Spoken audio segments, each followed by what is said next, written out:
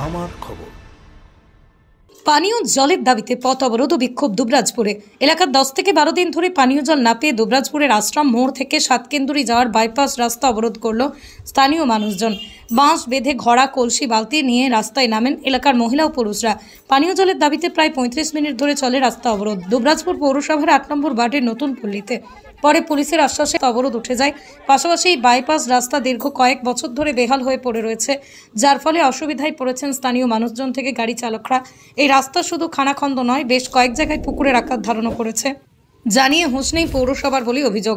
স্থানীয় বাসিন্দাদের দাবি, ওয়ার্ডের কাউন্সিলরের স্বামীকে বারবার জানানো হলেও তিনি কোনো সুরাহা করেননি বলে অভিযোগ। এলাকার বিভিন্ন সমস্যার কথা জনপ্রতিনিধিকে জানাতে গেলে তিনি তাদের সাথে দেখা করেন না বলে অভিযোগ। সমস্যা জলে নিয়ে, জল ভালো করে দিচ্ছে না, জলে এবারে জল পেরেছে, জলে ড্রেনে মানুষ পেরাইতে ওইটা অসুবিধা। এবারে জল ভালো করে দিচ্ছে না, কখনো ঘোলা জল, কখনো আধ ঘন্টা 10 মিনিট এরকম জল দিলে হবে? মানুষের চান করা, বাসন মাজা, ঘরে রান্না জল সব তো জলে রাখতে হবে। এবারে এক ঘড়া পেছি, কখনো 2 ঘড়া পেছি, কখনো পেছি না, করলে সবাই ঝামেলা। ও জল পেছে না, ও জল পেছে না, সবাইকে তো ধ্যান দিয়ে 1 ঘন্টা 2 ঘন্টা করে ভালো সাপ্লাই জল দিতে হবে সবাইদের ঘরে ঘরে। এত সবাই লোক আছে, সবাই মিলে ভোট দেয়, সবাইদের অসুবিধা বুঝতে পারেন না। এইদিকে ড্রেন নাই, 5টা 4টা টাইম কল আছে, একটাও ড্রেন নাই, জল রাস্তা রাস্তা সব দিকে যেছে, সেটা তো সবাই দিকে ধ্যান দিতে হবে। একদম 10-12 দিন থেকে জল দিচ্ছে না। এই কলে কলে জানো আমাদের এত ঝামেলা হচ্ছে কি, আমি পরশু মার খতম এই জলের কারণে 2-3 ঘোড়া জল, হ্যান্ড পাম্প আছে, হ্যান্ড পাম্পও খারাপ, ওটা তারে বেঁধে বেঁধে আমরা জল ভরছি। সেটা এখানে লোক কেউ দেখতে যেতে খুঁজে না, ভোটের টাইমে সবাই আসছে, এই সমস্যাটা দেখবে না। এতদিন থেকে ট্যাঙ্কি জল আসছে না। আমাদের এখানে পুকুর নাই, আরে 10-12 দিন থেকে আমাদের ট্যাঙ্কিতে জল নাই, জল দিচ্ছে না, বুঝে রাস্তাতে খারাপ হয়ে যেতে। তো আপনারা এই পুকুর নাই, আমাদের কাঁচা কুচি 2 ঘড়া করে পানি পাই, তার বেশি আমরা পানি পাই না। এবার একটা টিপ কল আছে, তো গোটা পাড়াতে টিপ কলটাই পানি নিচ্ছে। তো আমাদের এই জলের সমস্যা আর আমাদের রাস্তার সমস্যা, কারণ আমরা খেটে খাওয়া মানুষ। এবার কোনো গাড়ি আপদ বিপদ হয়েছে, কোনো গাড়ি বলছে তো সে গাড়ি হাসপাতাল দিচ্ছে না, যে 50 টাকা নেবো, 100 টাকা নেবো, তাহলে আমরা কোথায় পাবো? তো আমাদের রাস্তাটা ঠিক করেন, রাস্তা লেগে এই সমস্যাতে আমাদের কোনো গাড়ি দিচ্ছে না। আর এই জলের সমস্যা, আমাদের পুকুর নাই, এই পুকুর লেগে ড্রেন নাই, আমাদের পানি লেগে ঝামেলা। আমাদের পাশে দেখেন আমার একটা, হ্যাঁ খালি বলবে জল নাই, খালি জল। আর ভোটের টাইম আছে শুনেন, বলে ঘরে ঘরে আপনাদের জলের ব্যবস্থা করে দেবো, পাইপ দিয়ে দেবো, কল বসিয়ে দেবো। ভোটটা যখন হয়ে যায় তুমি সব চুপচাপ হয়ে যায়, আর কোনো এলাও করে না।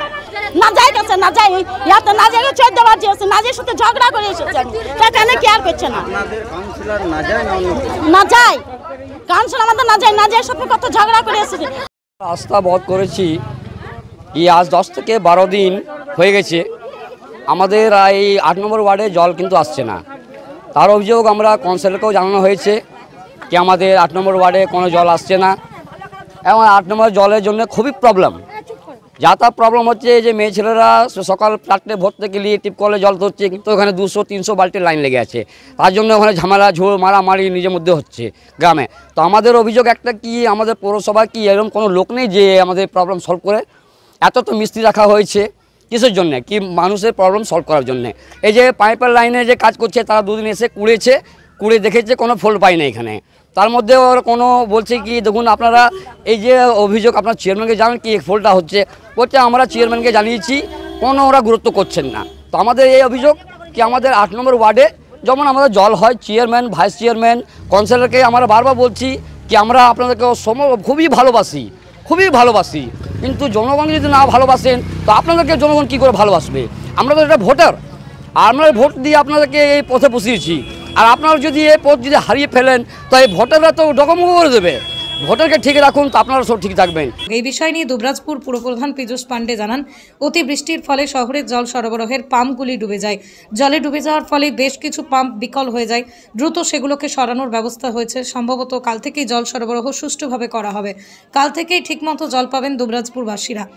দুবরাজপুর পৌর এলাকায় যে পানীয় জল সরবরাহ, তা বিগত 3-4 দিন অতি বর্ষণ এবং হিমখর এলাকাতে বিদ্যুৎও ছিল না, কিছু পাম্প জলে ডুবে গেছিল।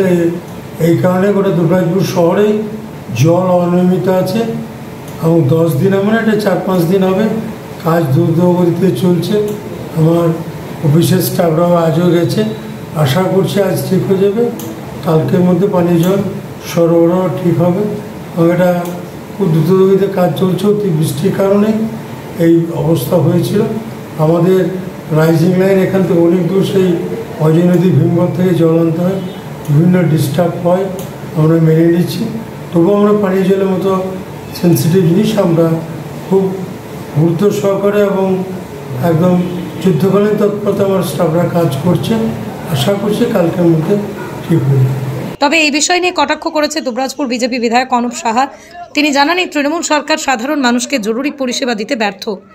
দুবরাজপুরের মানুষ পানীয় জল পাচ্ছে না, রাস্তার বেহাল পরিস্থিতি, যে কারণে মানুষজন আজকে বিক্ষোভ দেখাতে বাধ্য হচ্ছেন। আমি নিজে বিধানসভাতে পিএইচির মন্ত্রী পুলক বাবুকে আমাদের এই এলাকার মানুষ যাতে জল পায় সেই নিয়ে যখন কথা বলি, তিনি সঠিকভাবে উত্তর দিচ্ছেন না। এবং এই যে রাস্তা নিয়ে আমি নিজে পঞ্চায়েত অ্যান্ড রুরাল ডেভেলপমেন্টের অফিসে যাই, সেই অফিসের যিনি অ্যাসিস্ট্যান্ট সেক্রেটারি আছে তার সাথে দেখা করে যে সমস্ত রাস্তা খারাপ আছে সেগুলো আমরা নথিভুক্ত করে দিই। পরবর্তী সময়ে তার সাথে আমি ফোনেও যোগাযোগ করি এবং তিনি বলেন জেলা পরিষদের মাধ্যম দিয়ে সেই সমস্ত রাস্তার মেরামতের কাজ আগামী দিনে হবে। আমরা চাই এলাকার মানুষ যে কষ্টের মধ্যে দিয়ে দিন যাপন করছে এবং শহরে ঢুকতে বাইপাসের দিকে যে রাস্তা, আশ্রম থেকে সাতকেন্দুরি যাওয়ার সিনেমা হল রোডের রাস্তা সহ গ্রামগঞ্জের বিভিন্ন রাস্তা যে বেহাল পরিস্থিতি, পশ্চিমবঙ্গে তৃণমূল যতদিন থাকবে এই রাস্তার পরিস্থিতি ততটাই বেহাল হবে। তাই আমরা চাই এই সরকারকে বিসর্জন দিতে হবে।